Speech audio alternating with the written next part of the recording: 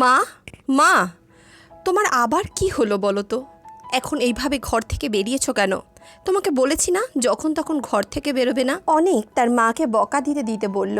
মা বলল, ঘোড়ার জল শেষ হয়ে গেছিল বাবা, তাই জল খাওয়ার জন্য এসেছিলাম। তাছাড়া ঘরের ভেতরটা ভীষণ ঘুটঘুটে লাগছে, আর ভালো লাগছে না ওইভাবে বসে থাকতে, তাই একটু তাজা হাওয়া খাওয়ার জন্যও বেরিয়েছিলাম। মা, মা, তুমি আমার কথা বোঝার চেষ্টা কেন করো না? রিমি বাজার থেকে এসে যদি দেখে যে তুমি এইভাবে ঘরে এদিক ওদিক ঘুরে বেড়াচ্ছ, তাহলে বিপদ হয়ে যাবে। এ কথা বলতে বলতে অনেক প্রায় টানতে টানতে তার মাকে ঘরের ভিতরে বন্ধ করে দিল।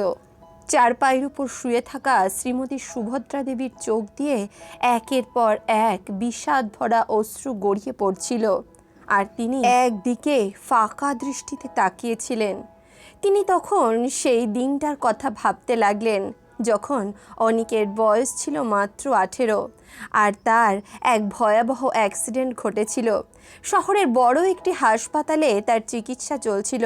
প্রায় 15 দিনেরও বেশি সময় ধরে চিকিৎসা চলছিল তার।